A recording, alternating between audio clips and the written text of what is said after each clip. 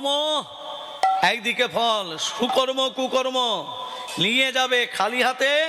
আসে মুঠো করে আসে না কি? সন্তান যখন ভূমিষ্ঠ হয় হাতটা মুঠো থাকে না খোলা থাকে? মুঠো থাকে। তাহলে সুকর্ম সুকৃতি, আর এদিকে ঠিক তদ্রূপ যখনই যাবে ওই দুটোই সঙ্গে যাবে। একই কর্ম করলে আর কি ফল পেলে এটাই যাবে। আজকে বলছে রাজামশাই আপনি যে মন্দিরটা তৈরি করলেন লাল ফিতেটা কাটবে কে? বলে আমার মতে বলে ব্রহ্মাকে ডাক দাও। আরে ব্রহ্মা আছে ব্রহ্মলোকে, আমি আছি মর্তলোকে, তা মর্তলোক থেকে ব্রহ্মাকে নিমন্ত্রণ করতে আমি যাব কি করে? নারদ বলছে কেন, আমার বাহন আছে। নারদের বাহন কে? ঢেকি। হ্যাঁ, নারদের বাহন ঢেকি। কালীর বাহন কে? হ্যাঁ, শিব তো হবেই। হরে কৃষ্ণ, রাধে রাধে। কালীর বাহন শিয়াল নয়, কালো বিছা কালীর বাহন। এই ঢেকিতে বাহন করি রাজার সঙ্গে করি, ঢেকিতে বাহন করি রাজার সঙ্গে করি, ঢেকিতে বাহন করি রাজার সঙ্গে করি। হচ্ছে নেমন্তন্ন। আস্তে আস্তে নেমন্তন্ন পত্র তো দিল, ব্রহ্মাকে নেমন্তন্ন পত্র দিল। তা আগামী বছর এই রকম হরিনাম যজ্ঞ হবে তো। আজকে সমস্ত দেবদেবীরা আসছে,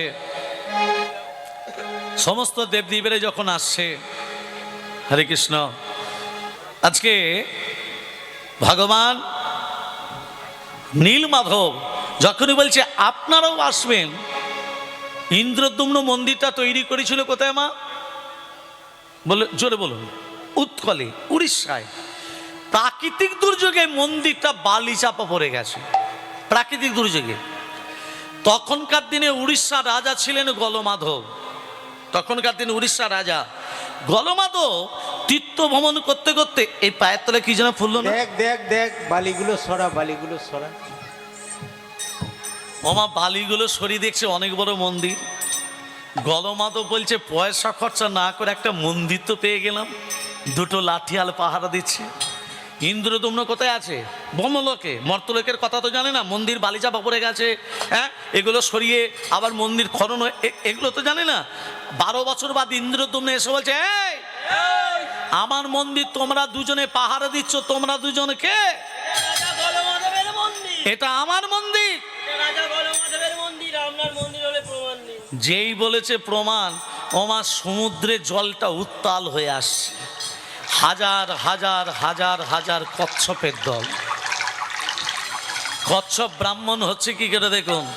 হাজার হাজার হাজার হাজার কচ্ছপের দল উঠে এসে বলছে ইন্দ্রদ্যুম্ন মন্দিরের ভিতরে যে পাথরগুলো বসানো আছে সেই পাথরগুলো আমরা পৃষ্ঠদেশে বহন করে নিয়ে এসেছি, সেই জন্য আমাদের পৃষ্ঠদেশটা দেখুন কেমন শক্ত হয়ে গেছে। দেখুন সৃষ্টিকর্তা ব্রহ্মা অনামিকা আঙুল দিয়ে হাত দিয়ে দেখছে সত্যি তো কচ্ছপের দল তোরা সত্যি তো তোদের পিঠটা শক্ত হয়ে গেছে, এই পাথরগুলো পিঠে করে এনেছিস। হ্যাঁ, কেন শক্ত হলো বুঝতে পারছেন? এবার বলি ব্রাহ্মণরা যে কোনো আঙুলে কাজ করে না, অনামিকা আঙুলটায় কাজ করে। কেন করে? রাধে রাধে ভক্তমণ্ডলী মায়েরা, তত পরে আসছি। যদি কোনোদিন কচ্ছপ দেখে থাকেন, যে দিকটায় ইটের মতো শক্ত, মাঝখান দিকে তাকিয়ে দেখবেন সুতোর মতো একটা লম্বা দাড়ি কাটা আছে, সেটা হলো কচ্ছপের পইতে। কচ্ছপকে মেরে দেওয়া মানে ব্রহ্ম হত্যা করা। হাত জোর করে বলছি কেউ কোনোদিন যেন মেরে দেবেন না বাবা। মেরে দেওয়া মানে ব্রহ্ম হত্যা করা। মন্দির তো দখল হলো, দেবতা তো নেই। দৈব বাণী করে বলছি ইন্দ্রদ্যুম্ন আমার দেহটা কাঠ হয়ে ভেসে এসেছে, কাঠটার গায়ে শঙ্খ চক্র গদা পদ্ম অঙ্কিত হয়েছে। কাঠটার নাম হলো দারুণ ব্রহ্মকাষ্ঠ। কাঠটার নাম দারুণ ব্রহ্মকাষ্ঠ। ওই কাঠটাকে কাঁধে করে নিয়ে আসবে। নিয়ে আসতে বৃদ্ধ ভাস্করের সঙ্গে দেখা হবে। আর ওই বৃদ্ধ ভাস্কর ওই কাঠটি থেকে 3টে মূর্তি তৈরি করবে, জগন্নাথ, বলরাম, সুভদ্রা। ইন্দ্রদ্যুম্ন কাঠটাকে কাঁধে করে নিয়ে আসতে বৃদ্ধ ভাস্করের সঙ্গে দেখা হলো। বৃদ্ধ ভাস্কর বলছে আমি হচ্ছি বিশ্বকর্মার গুরু, আমার নাম হচ্ছে অনন্ত বাসুদেব মহারানা। তাহলে এই যে বিশ্বকর্মার গুরুদেবের কি নাম বললাম মা? হরিবল হয়ে গেছে। বিশ্বকর্মার গুরুদেবের নাম হচ্ছে অনন্ত বাসুদেব মহারানা। হ্যাঁ, বিশ্বকর্মার বাহনকে, বিশ্বকর্মার বাহন হলো হংস। পাকা দাড়ি পাকা গোঁফ, ইয়ং বয়সের নয়, রাধে রাধে, হাতি নয়। ভক্তমণ্ডলী মায়েরা, বিশ্বকর্মার গুরুদেব অনন্ত বাসুদেব মহারানা ইন্দ্রদ্যম্ন কাঠটাকে কাঁধে করে নিয়ে আসতে ওর সঙ্গে দেখা হলো, গুরুদেবের সঙ্গে। শোনো ইন্দ্রদ্যম্ন, এই কাঠটি থেকে 3টে মূর্তি তৈরি করতে আমার 21 দিন সময় লাগবে। কতদিন? দরজা জানালা বন্ধ করা থাকবে, খোলা চলবে না, শর্তে মঞ্জুর? মঞ্জুর। এবার বলুন, তোমার জগন্নাথ বলরাম সুভদ্রা হাত পা নেই কেন? দরজাটা খুলে দিয়েছিল বলে না। তত্ত্বটা দেখুন। আবার তত্ত্ব, কৃষ্ণ যখন বৃন্দাবন থেকে মথুরা থেকে যখন দ্বারকায়, নারদকে বলেছিল, নারদ, বৃন্দাবনের রাধার দুঃখ, রাধার বিরহ, রাধার যন্ত্রণা কোনোদিন আমাকে দ্বারকাপুরীতে শ্রবণ করাবে না। প্রতিজ্ঞা করো নারদ। নারদ প্রতিজ্ঞা করলো যে বৃন্দাবনের রাধার বিরহ, রাধার দুঃখ কোনোদিন আপনাকে শ্রবণ করাবো না। আর দ্বারকাপুরীতে শ্রীকৃষ্ণের প্রধান 2জন স্ত্রী ছিলেন, সত্যভামা, রুক্মিণী। সত্যভামা রুক্মিণী গোবিন্দকে বলছে, স্বামী, তুমি যখন ভোজন করো তোমার নয়ন দিয়ে জল বেরোয়, তুমি যখন শয়নে যাও তোমার চোখ দিয়ে অশ্রু প্লাবিত হয়, হ্যাঁ, কেন, কিসের জন্য বলো? সত্যভামা রুক্মিণীকে কৃষ্ণ কোনো কথা বলল না। সত্যভামা রুক্মিণীর মনে হলো কৌতূহল, আমাদের স্বামী কার জন্য কাঁদে, একমাত্র বলতে পারে কে, একবার দেখি। কৃষ্ণ ভগবান যখন নিদ্রায় আছেন, সত্যভামা রুক্মিণী গোবিন্দের বক্ষে কান পাতলেন, বক্ষে। আর এই বক্ষ থেকে একটা আগম নিগম নিঃশ্বাসের সঙ্গে একটা কথা বেরিয়ে আসে, রাধা। সত্যভামা রুক্মিণী বলছে, এই রাধাটাকে একমাত্র বলতে পারে আমাদের স্বামীর প্রধান ভক্ত দেবর্ষি নারদ। নারদের চরণ দুটো জড়িয়ে ধরে বলছে, দেবর্ষি, আমাদের স্বামী রাধা বলে কেন কাঁদে? ঘরের ভেতরে চলো, এখানে বলা যাবে না, ঘরের ভেতরে চলো। নারদ কি করেছে? সত্যভামা রুক্মিণীকে ঘরের ভেতর প্রবেশ করিয়ে ওমা রাধার বিরহ কথা বর্ণনা করছে। কেমন করে রাধারানী গোবিন্দকে হারিয়ে হা কৃষ্ণ প্রাণ কৃষ্ণ বলে ধুলায় গড়াগড়ি দেয়। সখীরা কর্ণ ঘরে কৃষ্ণ নাম দিলে রাধার চৈতন্য আসে। এই বিরহ যত বলে চলে, সত্যভামা রুক্মিণী কেঁদে কেঁদে বলে, ও গো রাধে,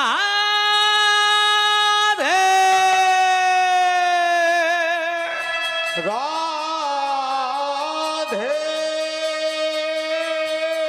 প্রেমময়ী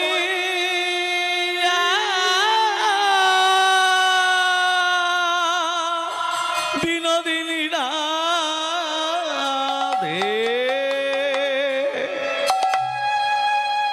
সেই সময় কৃষ্ণ দ্বারে পা রাখছে। নারদের মুখ থেকে রাধার বিরহ কথা শুনে কৃষ্ণ যখনই দ্বারে পা রেখেছে, নারদের মুখ থেকে রাধার বিরহ শুনে কৃষ্ণের হাতগুলো থরথর করে কাঁপতে শুরু করলো। নারদ, বন্ধ করো, আমার হাতগুলো ভিতর দিকে প্রবেশ করে যাচ্ছে। রাধার বিরহ শুনে আমার হাতগুলো ভিতর দিকে প্রবেশ করে যাচ্ছে, আমার চোখ দুটো বেরিয়ে আসছে, আমার পাগুলো ভিতর দিকে প্রবেশ করছে। নারদ, বন্ধ করো। রাধার বিরহ শুনে কৃষ্ণের হাত পা ভিতর থেকে প্রবেশ করে গেল, চোখ দুটো বেরিয়ে আসছে। কৃষ্ণের এমন অবস্থা দেখে বলরাম থাকতে পারল না।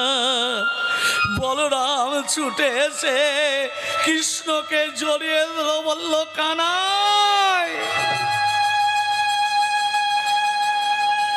কানাই বলে যেই জড়িয়ে ধরল, কৃষ্ণের স্পর্শে বলরামেরও হাত পা ভিতর দিকে প্রবেশ করে গেল, চোখ দুটো বেরিয়ে আসছে। কৃষ্ণ বলরামের এমন অবস্থা দেখে সুভদ্রা থাকতে পারল না। সুভদ্রা দুই দাদাকে জড়িয়ে ধরে বলল, দাদা। কৃষ্ণ বলরামের স্পর্শে সুভদ্রার হাত পা ভিতর দিকে প্রবেশ করে গেলে চোখ দুটো বেরিয়ে আস। কৃষ্ণের এমন অবস্থা দেখে, বলরামের এমন অবস্থা দেখে, সুভদ্রার এমন অবস্থা দেখে নারদ ছুটে এসে বলছে, প্রভু আপনাদের তিন ভাই বোনের হাত পা কোথায় গেল? চোখগুলো বড় বড় হয়ে গেছে কেন?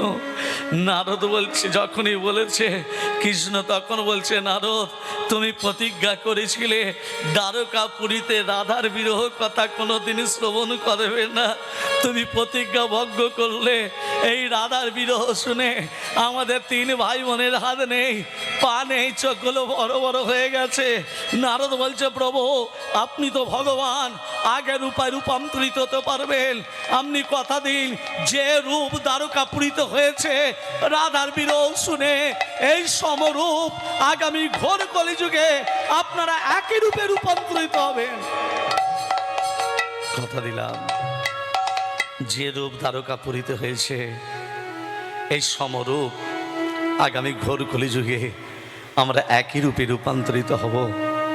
তাই ইন্দ্রদ্যম্নকে বলছি, ইন্দ্রদ্যম্ন 21 দিনের শর্ত পূর্ণ হলো না বলে আমরা তিনটি মূর্তির পূর্ণ প্রকাশ পেলাম না।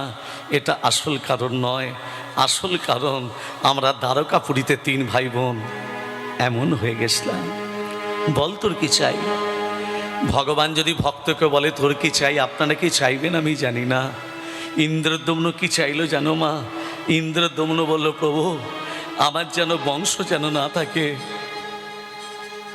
আমি যেন নির্বংশ হই।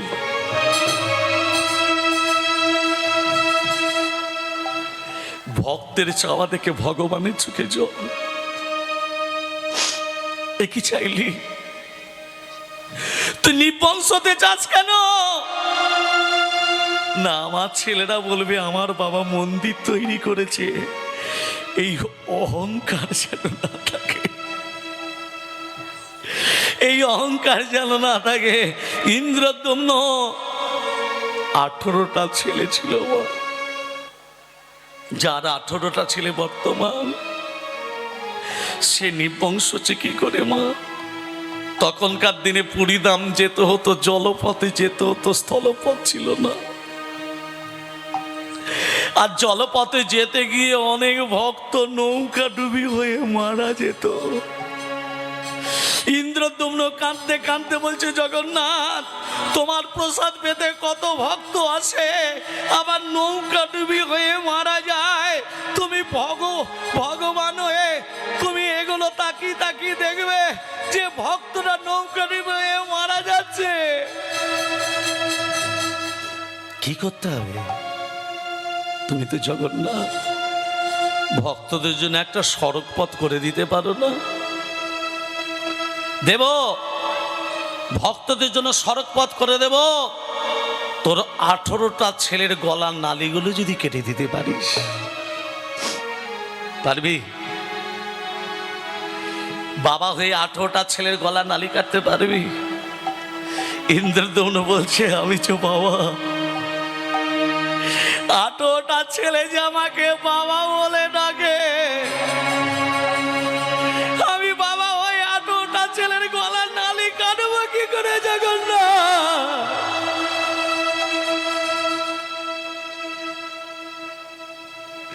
ইন্দ্রদ্যম্ন কাঁদতে কাঁদতে 18টা ছেলের কাছে যেই দাঁড়িয়েছে, 18টা ছেলে বলছে, পিতা তোমার চোখে জল কেন পিতা? তুমি কাঁদছো কেন পিতা? বলো না তোমার কি হয়েছে, বলো না তোমাকে কে কিছু বলেছে? হ্যাঁ হ্যাঁ হ্যাঁ হ্যাঁ, আমাকে বলেছে। কে বলেছে যার জন্য তোমার চোখে জল বেরোচ্ছে? বলো বলো, তোমায় কে কি বলেছে? শুনতে চাস? শুনতে হবে। জগন্নাথ বলেছে, তোদের 18টা ছেলের গলার নালিগুলো কেটে দিলে ভক্তদের জন্য সড়ক পথ করে দেবে। ভক্তরা নৌকা ডুবি হয়ে মারা যাবে না, ভক্তরা আর মারা যাবে না। জগন্নাথকে দর্শন করার জন্য কত ভক্ত নৌকা ডুবি হয়ে মারা যায়। আমি যদি তোদের বাবা হয়ে 18টা ছেলের গলার নালি কেটে দিই, ভক্তরা কেউ বাবা বাবা এর থেকে বড় পাওয়া কি হতে পারে বাবা? তুমি বাবা হয়ে আমাদের 18টা ছেলের গলার নালি কাটবে, এর থেকে বড় পাওয়া কি হতে পারে? তুমি দ্বিধাবোধ করো না বাবা, তুমি বাবা হয়ে আমাদের 18টা ছেলের গলার নালি কাটবে, দ্বিধাবোধ করো না, এর থেকে বড় পাওয়া কিচ্ছু হতে পারে না। ইন্দ্রদম্ন 18টা ছেলেকে দাঁড় কাটিয়ে জগন্নাথের দিকে তাকিয়ে বলছে, জগন্নাথ তুমি না বলেছিলে 18টা ছেলের গলা কেটে দিলে সড়ক পথ করে দেবে? আমি 18টা ছেলেকে দাঁড় কাটিয়েছি জগন্নাথ। ইন্দ্রদম্ন 18টা ছেলেকে দাঁড় কাটিয়ে এক এক করে 18টা ছেলের গলার নালিগুলো কেটে দিল।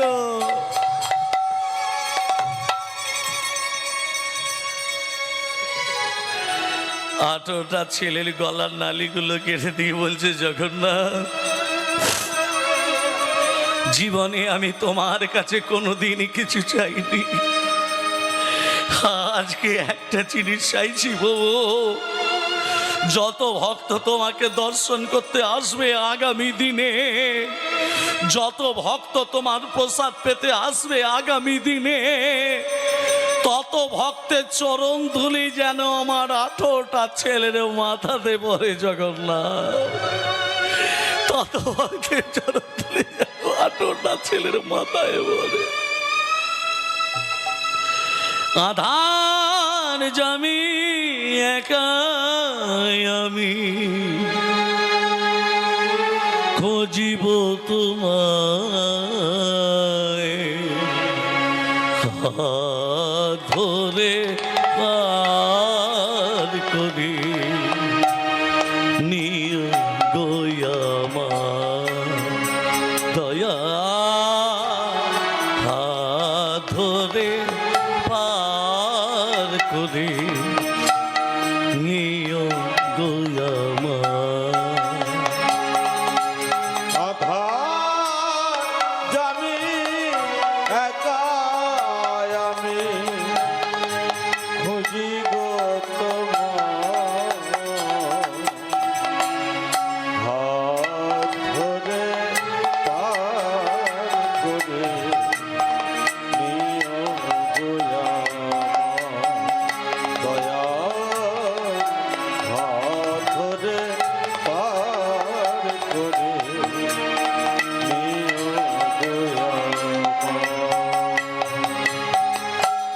রাধারমণ মদনী মোহ ও গিরি ধারি, অহরাহ বংশীর ধ্বনি শুনি গো তোমারি।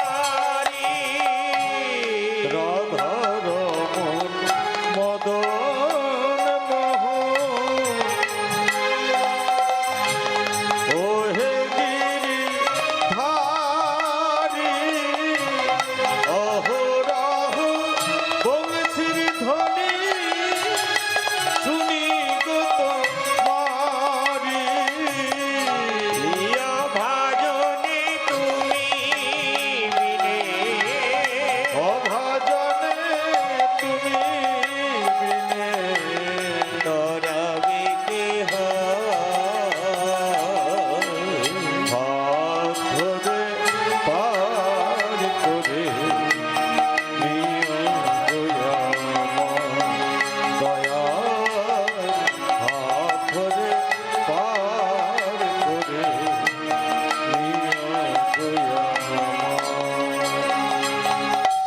পিতা মাতা ভগিনী ভাতা দুটি দিনে দেখা, শেষের দিনে ভজন বিনে যেতে হবে একা। পিতা মাতা ভগিনী ভাতা দুটি